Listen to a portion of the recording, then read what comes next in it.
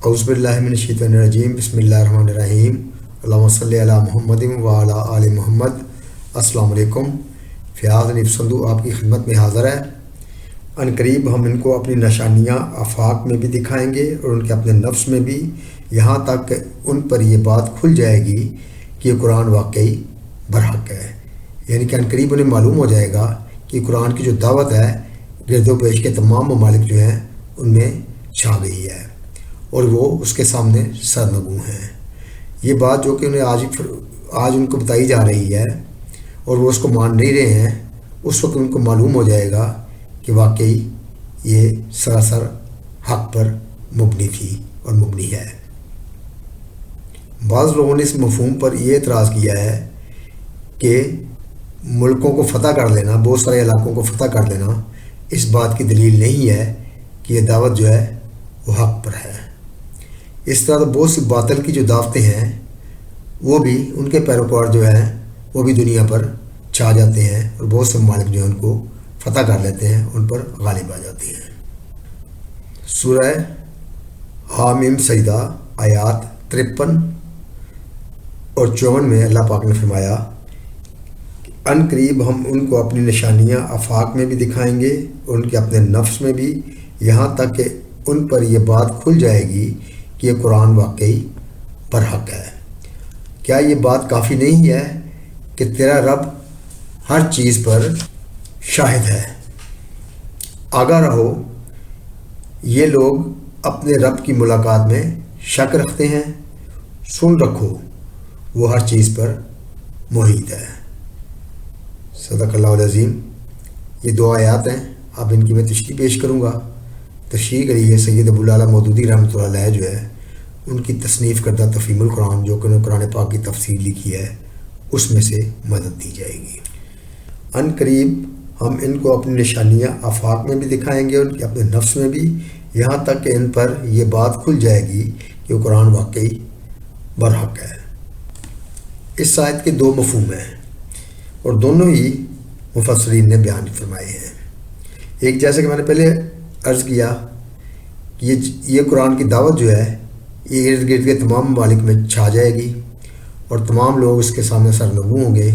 اور جو آج اس بات کو نہیں مان رہے ہیں اس وقت وہ تسلیم کر لیں گے، ان کو معلوم ہو جائے گا کہ واقعی یہ قرآن کی حق سراسر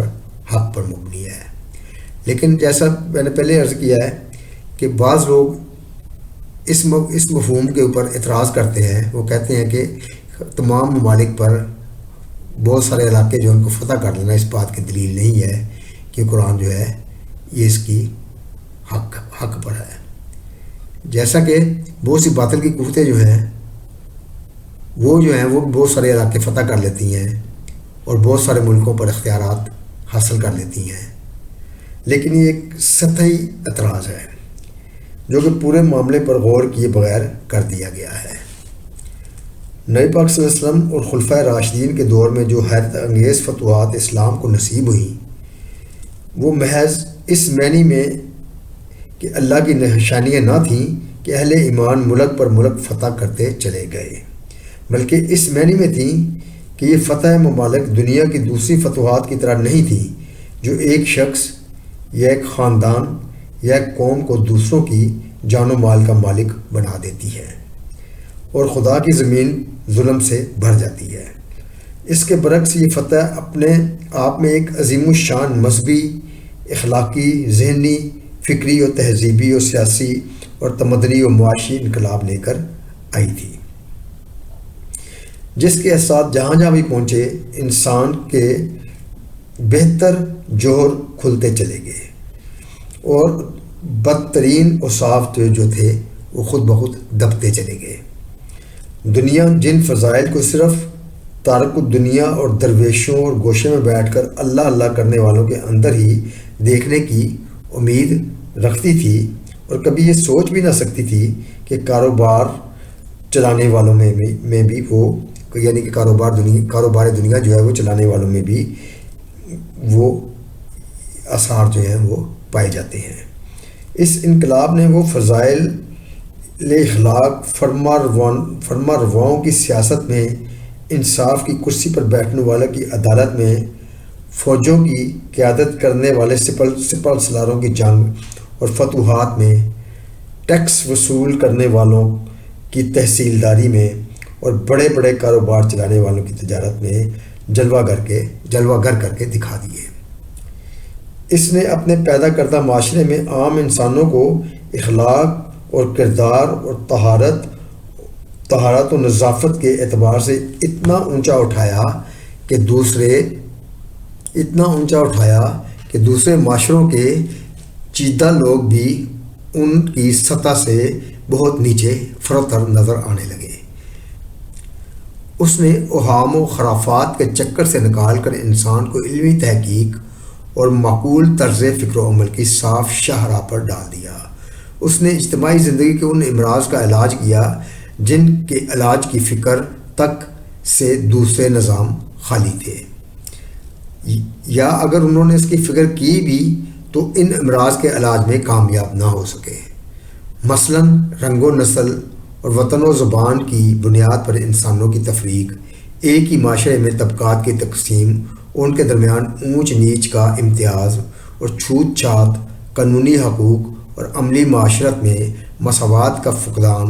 عورتوں کی پستی اور بنیادی حقوق تک سے محرومی، جرائم کی کثرت، شراب اور نشہ آور چیزوں کا عام رواج،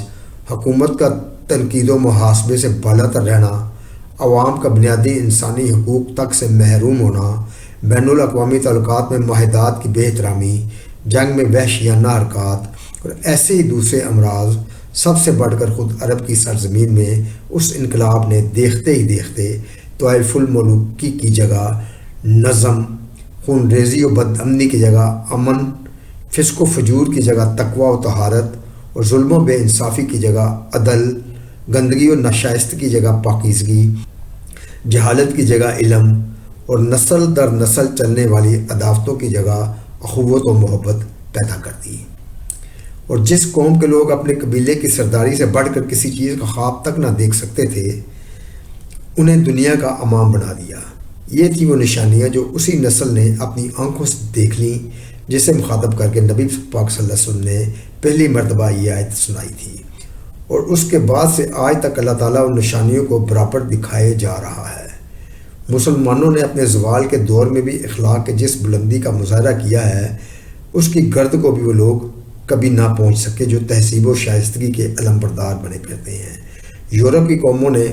افریقہ، امریکہ، ایشیا اور خود یورپ میں مغلوب قوموں کے ساتھ جو ظالمانہ سلوک کیا ہے، مسلمانوں کی تاریخ کے کسی دور میں بھی اس کی کوئی نظیر نہیں پیش کی جا سکتی۔ یہ قرآن ہی کی برکت ہے جس نے مسلمانوں میں اتنی انسانیت پیدا کر دی ہے کہ وہ کبھی غلبہ پا کر اتنے ظالم نہ بن سکے جتنے غیر مسلم تاریخ کے ہر دور میں ظالم پائے گئے اور آج تک پائے جا رہے ہیں۔ کوئی آنکھیں رکھتا ہو تو خود بخود دیکھ لے کہ اسپین میں جب مسلمان صدیوں حکمران رہے، اس وقت عیسائیوں کے ساتھ ان کا کیا سلوک تھا، اور جب عیسائی وہاں غالب آئے تو انہوں نے مسلمانوں کے ساتھ کیا سلوک کیا۔ ہندوستان میں 800 برس کے طویل زمانہ حکومت میں مسلمانوں نے ہندوؤں کے ساتھ کیا برتاؤ کیا، اور اب ہندو غالب آ جانے کے بعد ان کے ساتھ کیا برتاؤ کر رہے ہیں۔ یہودیوں کے ساتھ پچھلے 1300 برس میں مسلمانوں کا رویہ کیا رہا، اور اب فلسطین میں مسلمانوں کے ساتھ کیا رویہ ہے۔ اور اس کی مثال ہم ابھی موجودہ حالات میں بھی دیکھتے ہیں کہ حماس کے ساتھ جنگ میں اسرائیل کے جو قیدی جو تھے، وہ جو ان کی قید میں آئے، مسلمانوں کی قید میں آئے، انہوں نے کتنا ان کے ساتھ اچھا اخلاق کا مظاہرہ کیا کہ ان کی اخلاق کے، ان کی خوبیوں کے گن گاتے ہوئے نظر آتے ہیں۔ دوسرا مفہوم اس آیت کا یہ ہے کہ اللہ تعالیٰ آفاق ارض و سما میں بھی اور انسانوں کے اپنے وجود میں بھی لوگوں کو وہ نشانیاں دکھائے گا جن سے ان پر یہ بات کھل جائے گی کہ قرآن جو تعلیم دے رہا ہے وہی برحق ہے۔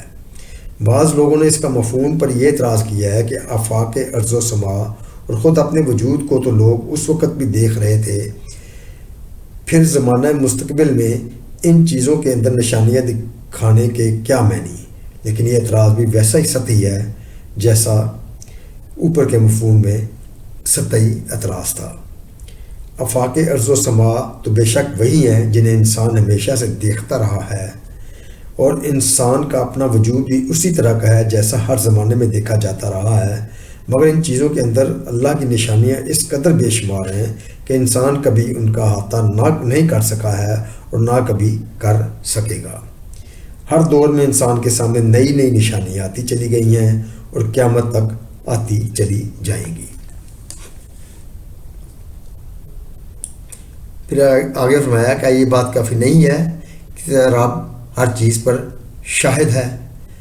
یعنی کیا لوگوں کو انجام بد سے ڈرانے کے لیے یہ بات کافی نہیں ہے کہ اس دعوت حق کو جھٹلانے اور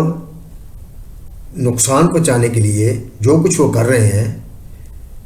اللہ ان کی ایک ایک حرکت کو دیکھ رہا ہے۔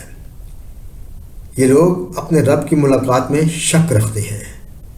یعنی ان کے اس رویہ کی بنیادی وجہ یہ ہے کہ انہیں اس بات کا یقین نہیں ہے کہ کبھی ان کو اپنے رب کے سامنے جانا ہے اور اپنے اعمال کی جواب دہی کرنی ہے۔ سن رکھو، وہ ہر چیز پر محیط ہے، یعنی اس کی گرفت سے بچ کر یہ کہیں جا نہیں سکتے، اس کے ریکارڈ سے ان کی کوئی حرکت چھوٹ نہیں سکتی۔ صدق اللہ العظیم۔